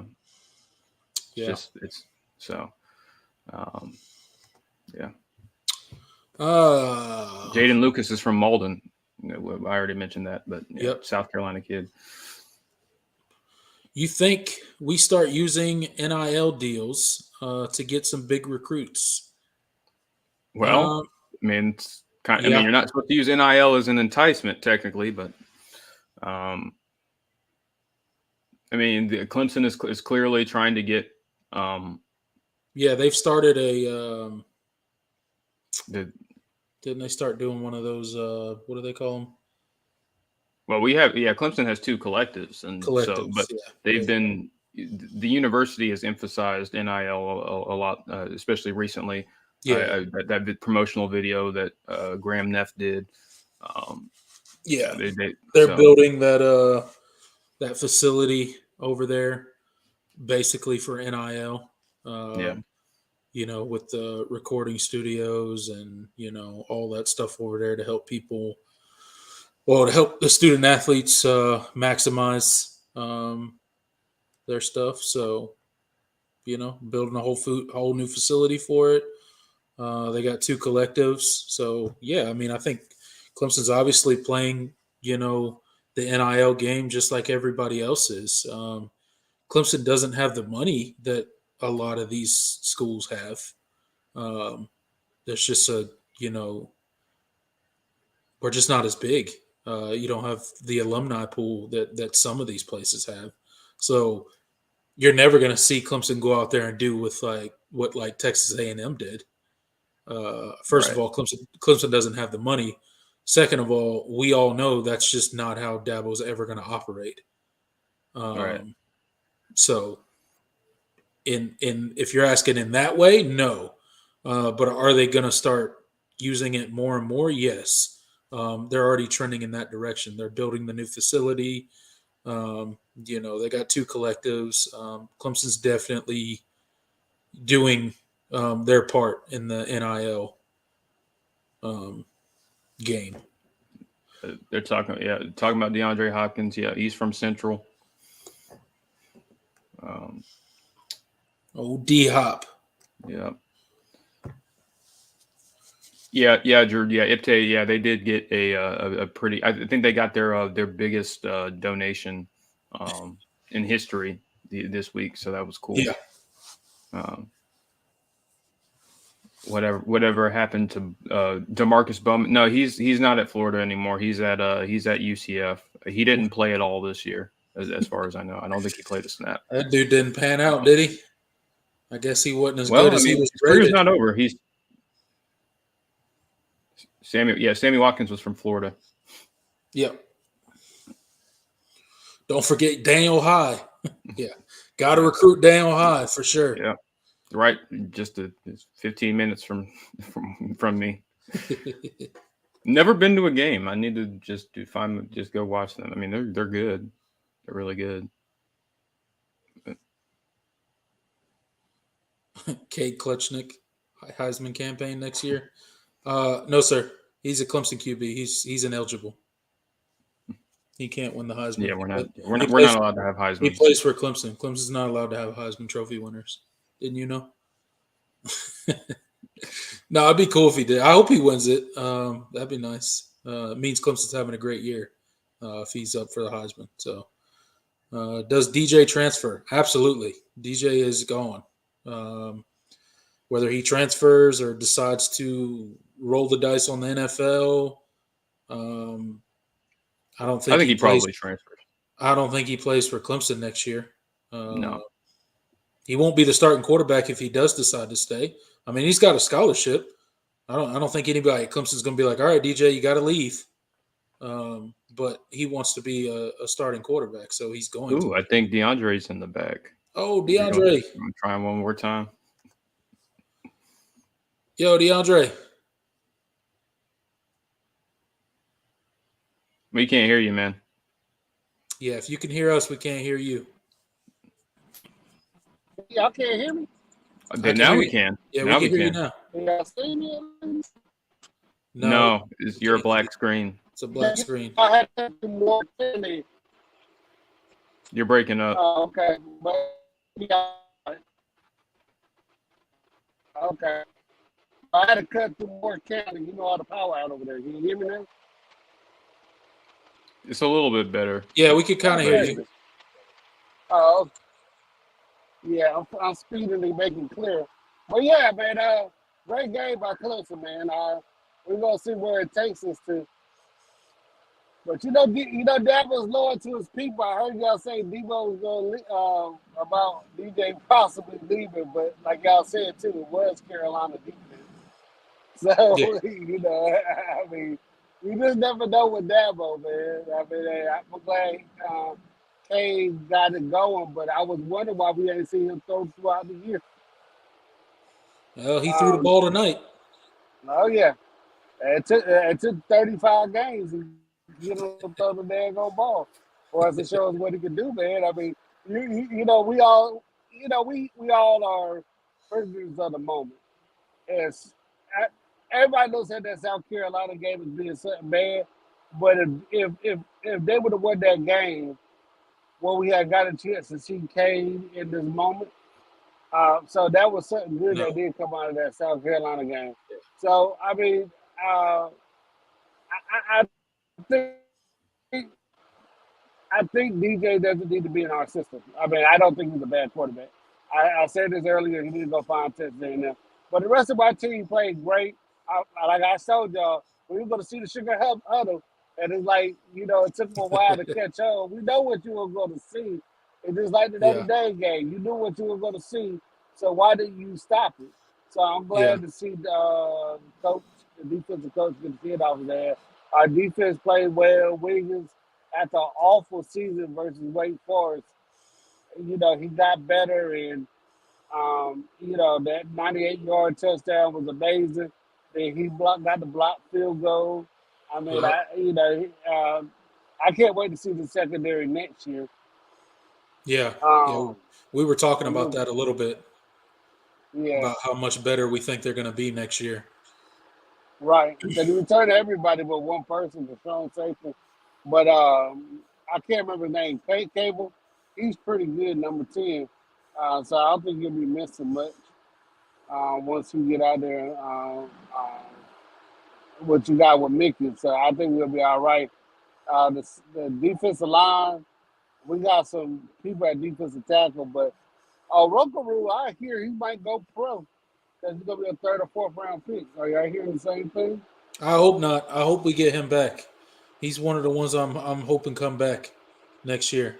Yeah, I'm thinking we could use his leadership and experience since we're losing all the rest of those dudes. Yeah, I think we're gonna miss out. Defensive tackle's not the issue. Defensive end's probably gonna be the issue next year. I mean, because Page is so good, and we got Trey. He don't get a lot in the game, but yeah, I think he's gonna be decent too when he gets in more. And K Party is still running around there somewhere. I think he's been in school just while Logan Hunter Renfro was in school. So yeah, we got a lot of depth at the defensive tackle position. So we're gonna see what it do. But hey man, great win. 21 ACC championships. What, 7 in the last 8 years? That's a pretty decent run. I mean, I had to live through the 90s. Jordan, you better be glad you were born in the 90s, especially the late 90s, because your life would have been miserable as a Clemson fan, man. You only got a little bit of it in the 2000s. Yeah. I've only been alive for Bowden and Dabo, so it hasn't been too bad. Yeah. But Tommy got us a couple times too, but I be like, I think he was throwing the game for his daddy a couple of times, but Tommy used to be the most frustrating coach ever, man. Yeah, I mean, super high expectations. It was better than the 90s, that's for sure. The late super 90s high expectations every and, year, and then just fall on your face. Yeah. Kent Hatfield really set Clemson back when he went back to the triple option and 91, 92. So that Kent Hatfield really started to set back. I mean, those teams were really talented on defense, but terrible on offense. Destin McCleon, I mean, Hawkins was there.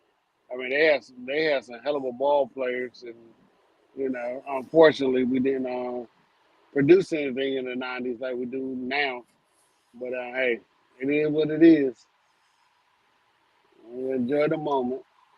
That's why I said some of these Clemson fans that get mad at Dabo, and I get frustrated too. But you got to remember, we lived through. I don't know how Craven lived through it, but oh Jesus Christ, those times in the 90s was just miserable after 92. Boy.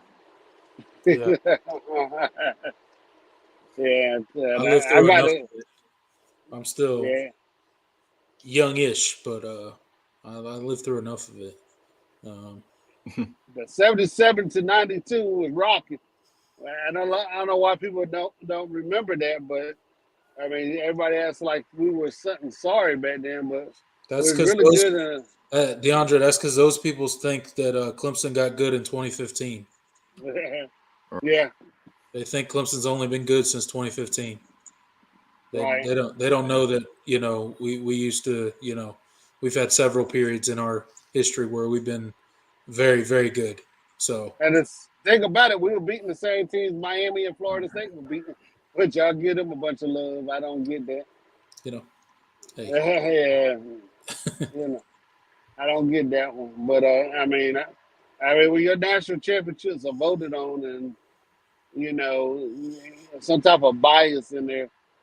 I mean, I could pick Miami national championships apart in the 90s and 80s, all to death, and Florida State crybaby national championships they won, and in 93, but they get a bunch of love though. We don't. But man, but this a great game, man. I wish we could have pulled it off against South Carolina. When we talk about playoffs right about now and who we're gonna play. Well, there's something interesting. I don't know if y'all talked about it yet. I would love to see Clemson play Southern Cal in the Orange Bowl because we haven't played them since maybe 1963. I think we went out to LA. It might have been longer than that, but we used to play. We haven't played Southern Cal in a very, very long time. I think we only played them one time. I know that. I think they blew us out. I think they shut us out. But Might have been the 70s, but I have to look. I don't think it was. I think a little bit farther back, but yeah, I mean they played. I know that. And I also I know they ain't gonna do it, but I would like to get into the Rose Bowl to play Utah. Never played in the Rose Bowl before, and never played Utah, so I would love to see that game. All right, it was 1966. It was 1966. USC beat Clemson. Went to LA, got beat 30-0. Yeah, I knew they played in the 60s sometime. I actually thought it was the 40s, to be honest with you. Yeah. Believe it or not, they played South Carolina quite a few times, more than they have played Clemson. I think they played it. So, they played a couple times in the 80s, I think. Yeah. Don't remember because I don't follow South Carolina football, but yeah. I know they played a few times. Yeah. So,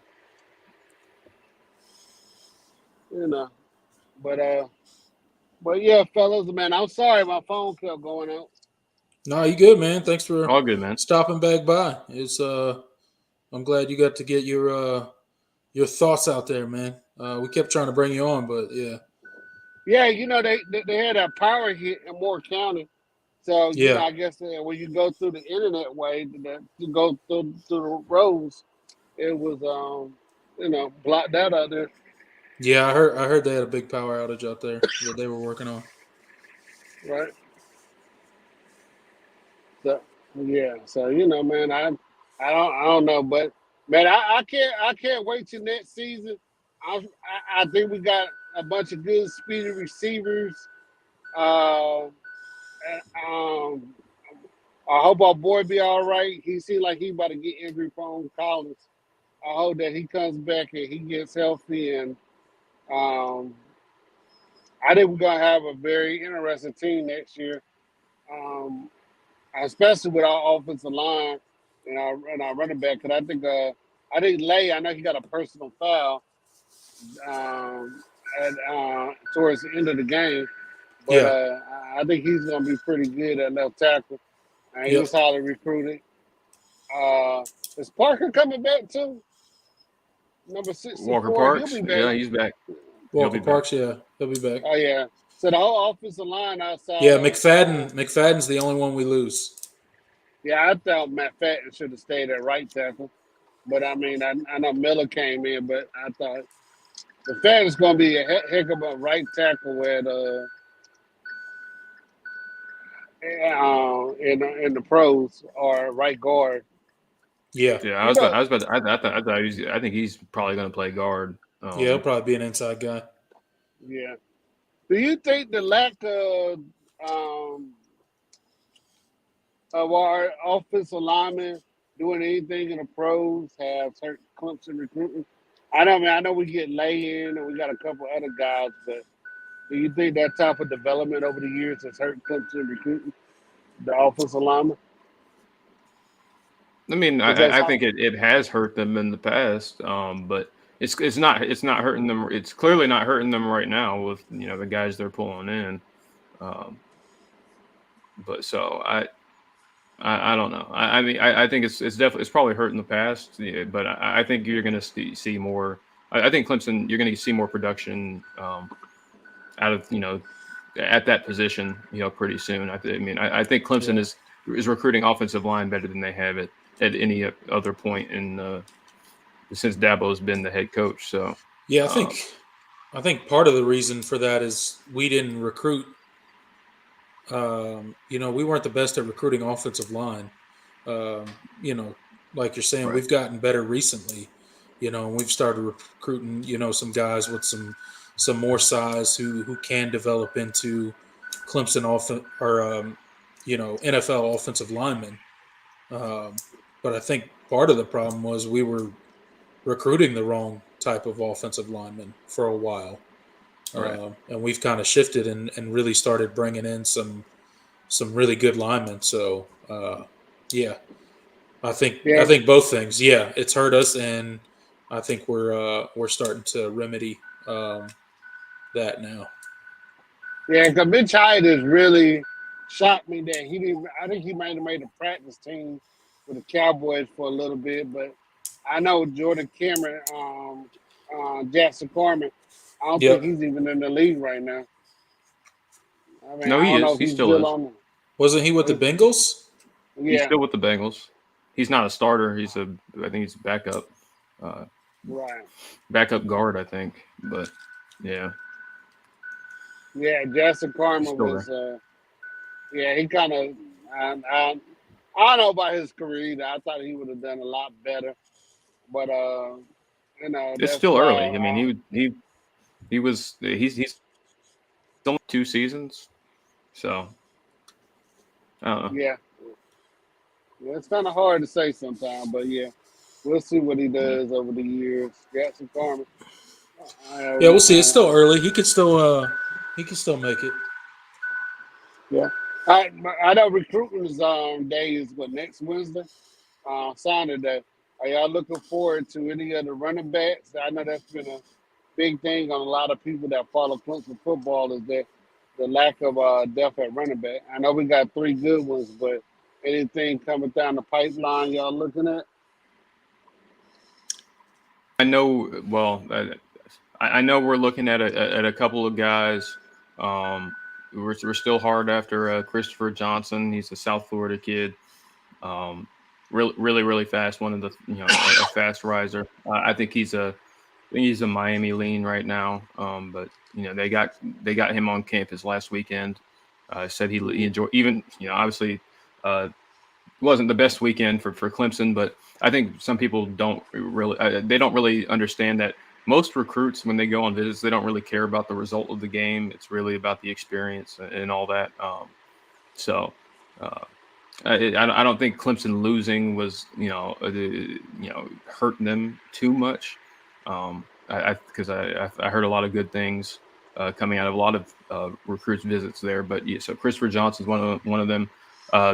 Jamarius Haynes is another guy they're looking at. Forget where he's from off the top of my head. He's kind of a do-it-all guy for his high school. Interesting prospect. But those are the 2 guys I think Clemson is after right now. I wish they would go after Jarvis Green from Dutch Fork, but the longer this goes on, the longer I just was like, it's probably not going to happen. Yep. So I saw a tweet that a South Carolina assistant coach was talking to him. So if he ends up going to South Carolina and he makes us look bad, that'd be just wonderful. So, but that's kind of where Clemson is as far as it's not going to be a big time blue chipper. That's all I know. It ain't going to be a 4 or 5 star. Yeah. So. Do y'all think us losing out on Corey Foreman a couple of years ago hurts our depth at defensive end the next couple of years? Corey Foreman, not really. I mean, to be honest, I mean it's hard to say but he has not really lived up to the hype since he's been at Southern Cal. He's a rotational guy, and he's been kind of disappointing through 2 seasons. So, I mean. Maybe I don't think so. I think they'll be fine.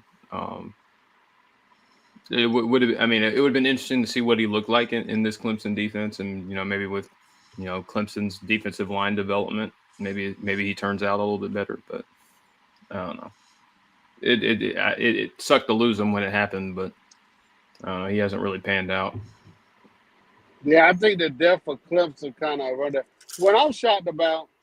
I know DJ hasn't had the best career up to this point, but DJ's brother hasn't even looked at Clemson. Well, I don't think there's been much mutual. I think he has a Clemson offer, but he's not coming to Clemson. But yeah, no, he's not coming to Clemson. But I'm just saying. I don't know if there's a lot of mutual interest there. I don't. The staff didn't really push hard for him, and I don't know if he wants to come. But it is what it is. I'm more than happy with Clemson's defensive line class this cycle. So yeah, right. I think we're doing just fine. Oh yeah, well, it's this a connection, and DJ really loves Clemson, so I was proud to see him come here. But I thought his brother might have showed some interest, but you really don't see the hype around him. Even the guy that signed with Ohio State, he's such a beast. The guy came out of Washington State.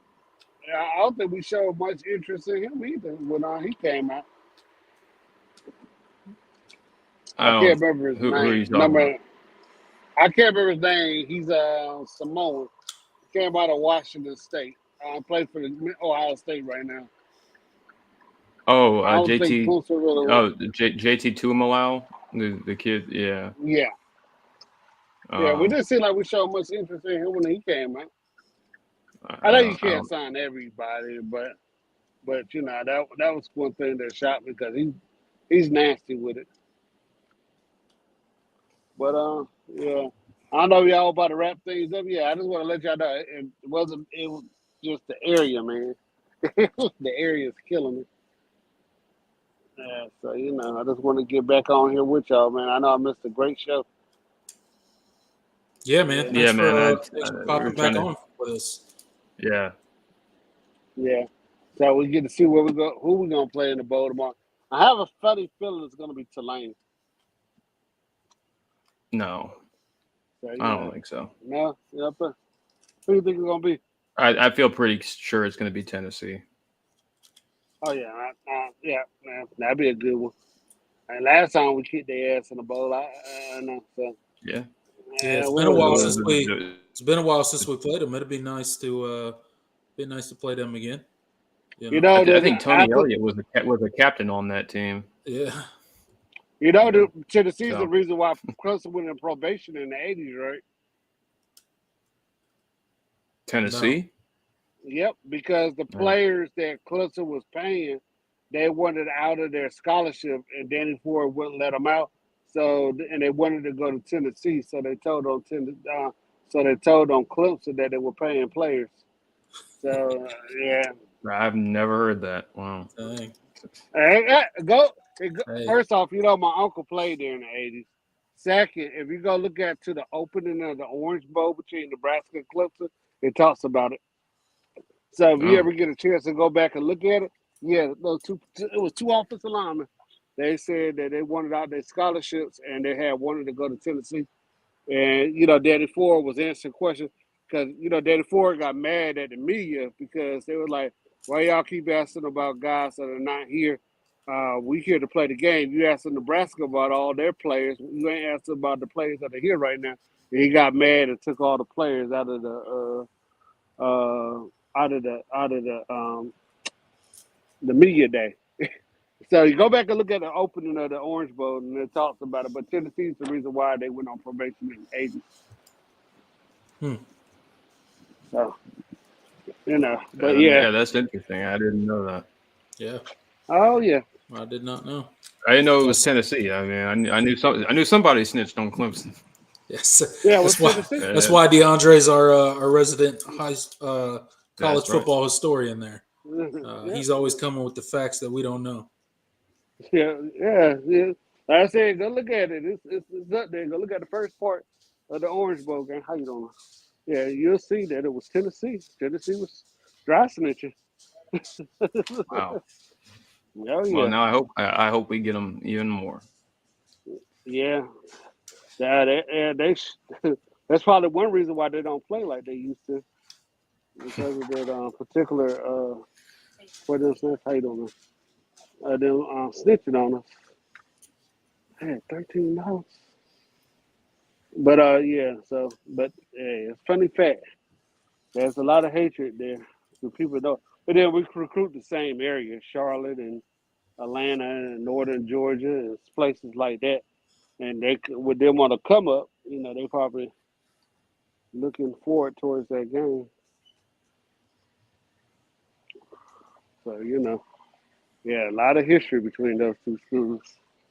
I wish we'd get back to playing Tennessee and Florida more. I know we haven't played Florida since the 60s, early 50s, late 50s, early 60s. Well, we didn't get back to playing those. Oh, yeah. Well, they got to be good at the same time because they've never really been good at the same time as Clemson to really meet up in a bowl game. But and they haven't scheduled each other, in the regular season. So yeah, I know there was some talk about it. Once upon a time, but then they changed their minds. So we'll see how it goes, man. I just hoping that we have a good bowl session, keep building off of the guy. And I honestly, I don't expect to see much of our defensive line to play, so we probably get a lot of look at the younger guys. Because if I were Murray and Henry and Breezy, and I still think Breezy coming back, but I think that I don't think you're gonna see those guys play. Tyler Davis, I don't think you're gonna see him play. Yeah. So I'd be surprised if there were that many out there. Clemson usually doesn't have that problem. I mean, if I'd be surprised. I mean, those guys didn't opt out for the we didn't have guys opt out for the Cheez-It Bowl. I'd be surprised if we had guys opt out for the Orange Bowl. But maybe you're right. I think majority. I mean, I don't know. I didn't really think about it too much yet, but I think everybody will play, honestly. I don't think Simmons is going to play. I just don't think they'll play. You might be right, but I mean, I think they'll play. Yeah. I hope so. But if not, it is what it is. It'll, I was more worried. I hadn't even thought about Clemson players really setting out because of what happened. If they didn't sit out for the Cheez-It Bowl, I just figured they would play. But you're right. We might have people set out. I was more thinking about, who we were going to play in the Orange Bowl and would they have a ton of people sit out and make it. Yeah, that's kind of more kind of what I'm thinking too. Kind of a, whatever game because, the other team's missing so many of their key players. So, well, outside of Booth, who was a pro player last year that could have went pro? Booth, Goodrich. Olin Turner. Well, he was hurt, but Spector played. None of them were going to be high like these guys outside of Booth. Yeah, but Booth played, so yeah, and he got knocked out too. Boy, I was like, how long did he play? He laid like with a quarter. Like, I ain't going back in there. I would have grabbed it if I was his mom. I was like, hey, don't go on that field. Yeah, boy, he done. He done for the day. Hell, if I was DJ and I was going to transfer, I would go out there and practice. And they going to say, hey, you going to get job Decatur. All right, man, thank you for the time at Clemson. I'll be gone. I'll be on the phone to Michigan State or Penn State or somebody that's going to need a quarterback next year, Illinois. And there's a couple of schools I think he'll be a great fit at. DJ ain't going to do that. DJ ain't gonna do that. That's not his style. Yeah, man. I think he'll transfer, but if he's not gonna transfer, if he's not gonna put his his name in the transfer portal immediately, he'll practice. That's just I don't think he'll. Yeah. I don't think he's like that. But you're right. I guess we could have people set out. But I hope we don't. I hope everybody plays. But I understand if they don't. It's the current college football world that we live in. I do get it. But I wish it wasn't. I wish everybody still played the bowl games. After that, what's that? The Michigan tight end. I don't blame him. No, I'm not saying I blame anybody. I just wish it wasn't like that, for selfish reasons as a fan. But I fully I understand it. I get it. I just don't like it. Let me ask y'all this: because of the decline of running backs in the NFL, where they're not getting not paid, but do you think Shipley gonna stay all 4 years? No, Because 4 years? okay. No. Shipley's going Yeah. after next year. No, Yeah, Shipley's not staying 4 years. but I don't think the way the running backs are now, and just I mean, I know. Go look at the kid out of the two kids out of Alabama, Harris and I hate Deers. Harris and what's the kid out there in the Raiders? You know, they didn't turn out that well. I know ETN is Josh having a pretty Jacobs? good year. Josh Jacobs. Yeah, Josh Jacobs. Yeah. Remember, they didn't pick up their options on those players, so I don't think people value running backs as much. So I wonder would there be a chance for him to stay around for all 4 years? I mean, I know there's always a Maybe. chance. I mean, there's a chance. I, I don't know. I mean, there's always a chance, but I think he's gone after ETN next came back, season. ETN did come back. yeah, had his I don't worst know. season too. Yeah. Not from a passing standpoint though. Yeah. He put a lot of good stuff on film for catching passes out of the backfield. So I don't think it was a total loss for him. Plus, he still got picked in the first round. So Yeah, we'll see because you look at what Christian McCaffrey went through, and the Panthers loved him, and they're like, "Yo, man, this dude got to go." And yeah, but they paid him. Yeah, did they? Yeah, they paid him. Oh, okay. Yeah, they paid him. Oh yeah, well, They paid him. the point. And then they traded him to the 49ers. And then Derrick Henry got paid. Did they ever get paid on the second? Yeah. Yeah, Derrick Henry got paid. Mm-hmm. Yeah, it looks kind of rough for running back. I'm surprised the Robinson guy. I know he had said that. I think it was his dad or somebody that said, "Hey, you come up with a couple more dollars, he might stay around for another year." But because he destroyed people. Yeah. And I wouldn't if I was a running back. Why would I come back for that? For more about there was a high school senior who told his team that he wasn't gonna play this year. He already signed with Texas. He was like, "I ain't playing this year. Why should I play? And I already signed my scholarship." I don't get that, man. Like they're looking at the money.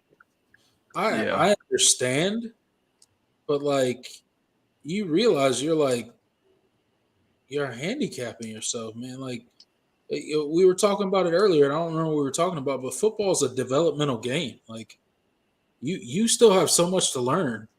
Would you play through your junior year of high school, and now you're going to sit out your senior year because you already signed your commitment letter to a school? I just don't know if that's smart. I know you're like if you're that scared to get hurt, you probably need to play a different sport. I don't know, man. I don't get that. High school players starting to sit out?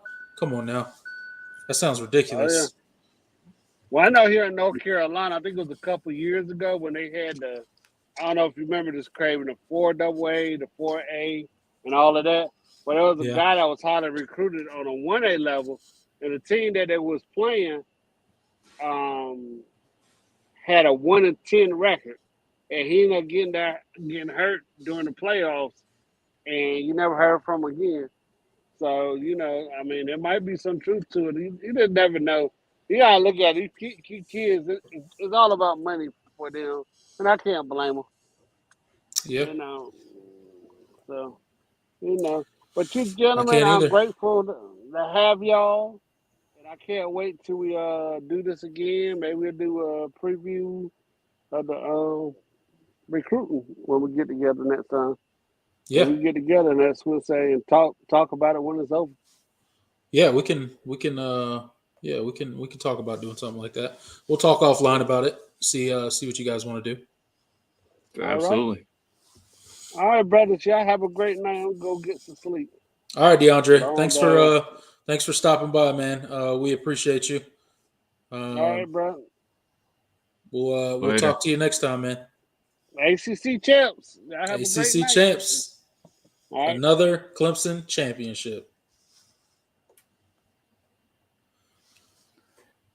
All right. You ready to wrap this up, man? We hit the 2-hour mark. Wow. Yeah, let's definitely wrap this up. Those of you in this comment section, thank you guys for stopping by. There's been a ton of you in here tonight. We really do appreciate it. There's a lot of new names in the chat that I didn't recognize tonight. So if you are not subscribed to the channel, please do so. We've been doing these videos all season, both preview shows and post-game live shows. We'll do another one for the bowl game, which will be the Orange Bowl, to be determined who Clemson will be playing, but Clemson will be in the Orange Bowl. Again, to all the people that have supported this show all season with both myself, Jordan, and DeAndre, we really do appreciate it. It's been fun, guys. Clemson is now the class of the ACC once again, back in their rightful throne as the top of the ACC and the premier program in that conference. So it's a good night to be a Clemson Tiger, and we thank you for stopping by. Jordan, go ahead and send the folks off. Yep. Just to reiterate, really great show tonight. We had a lot of people in the chat tonight. You know, we were up to like 100 points. So you guys for tuning in, getting your comments in, and really keeping the conversation and the discussion going. Yeah, it's been a really good night. So enjoy it.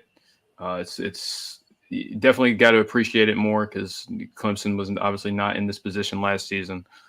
So it's definitely nice to be back on top. But yeah, with that being said, we will catch you guys next time. We'll definitely see you for the bowl preview. There might be another show in between that. We'll talk about it offline. But yeah, hit that like button, subscribe, and we will talk to you guys next time. Yeah, we'll be back next time. See you guys later. Hey, Big Mick, if Clemson does get that invite, I might be floored. I don't know. Yeah, wishful thinking. I guess anything can happen, but I don't think that can. But if it does, I will eat my words and be happy about it. Yeah. See you guys next time. Later, guys.